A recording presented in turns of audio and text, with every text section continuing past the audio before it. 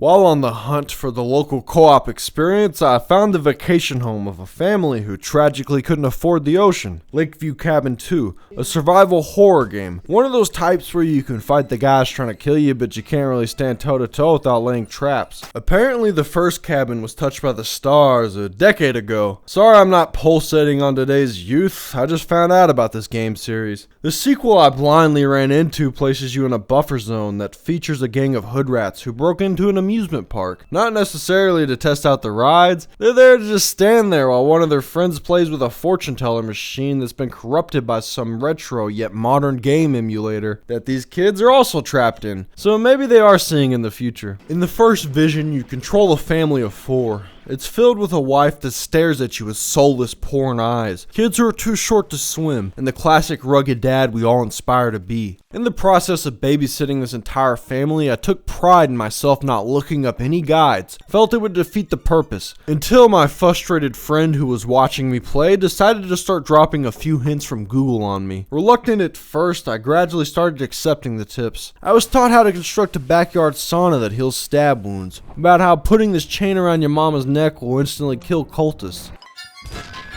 and that this sheet can be used as a white flag to invite over a man so inbred he can only be killed with a bomb. Prior to knowing this, I would send a scout across the lake in an attempt to draw him over to our side. Only thing I'll take credit for is the invention of fire. That was all me. Fire seems to be the most efficient way to kill the first 2 threats. A sweet old lady and a criminal scum kidnapper of a man who both get off by throwing children into lakes.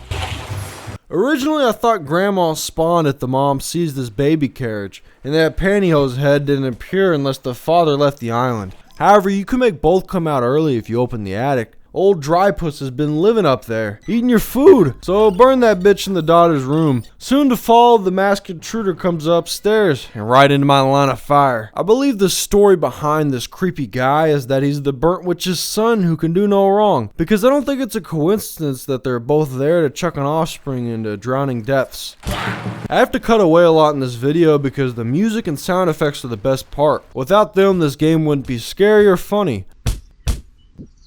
The soundtrack doesn't do the bad horror movie trope where the music builds up to the scare. It's cheerful, then silent.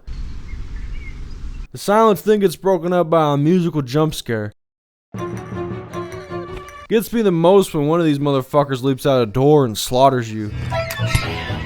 If you see them coming, then it's just a cartoon chase scene with overdramatic music. Whoever composed the music did a good job intensifying the mood as you scale the tower of Kung Fu Masters.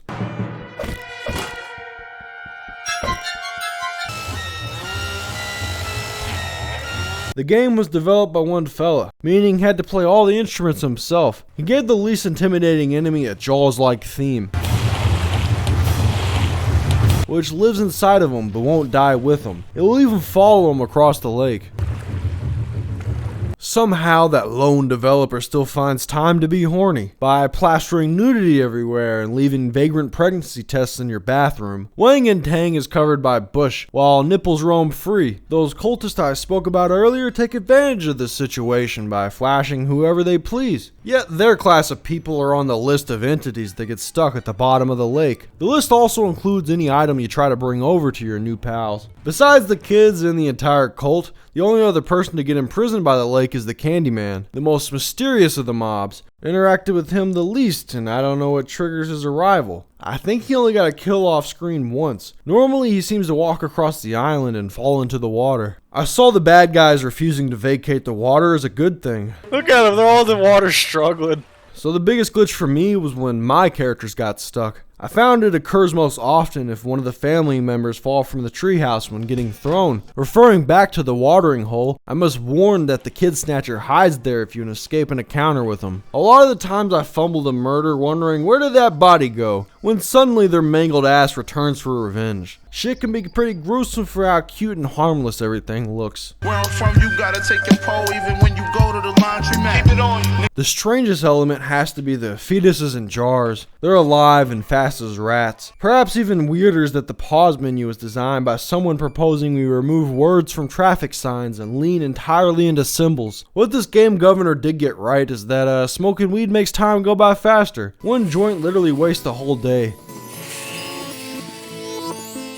Higher or not, the map is beautiful and uses its space well with secret passages and layers. You know, background layering with barrels, closets, and such to act as hideouts to keep your soldiers in the reserves. Anyways, gonna talk more about those cultists a bit. Not too much since they're annoying to edit over. Well, they're slow to move and to kill you. Although in one instance I saw them fly. I worried they would reach the safety of the treehouse, but thankfully they landed on the dock. Now I'm going to wrap up and reiterate that these are the kind of horror games that I enjoy. Allowing multiple options for defense against monsters that are out looming around versus a cinematic static approach. Of course you'll learn the foe's patterns, but the journey is an enjoyable mystery. Replaying the lake after you beat it grants access to a replicator, a device that gives you overpowered and over-the-top stuff such as flamethrowers, machine guns, and jetpacks. Then there's a happy ending that's ambiguous. Turns out the family's newborn baby was revealed to have a mustache. Either high testosterone levels are making a comeback or that's a killer midget. All the bad ending can be summed up with this clip. Look at this creepy ending though. This reminds me of that Earthbound shit. I typed in, I couldn't remember the name of Earthbound, and I typed in like Nintendo abortion game. Look at this shit.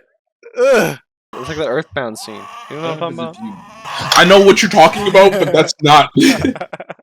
That's not that. I'll eventually cover the other levels. There are 3 out now with maybe another one planned. I did already accidentally jump ahead to the 3rd one. It's a Twilight Zone episode with a giant fucking turkey. Looking forward to more.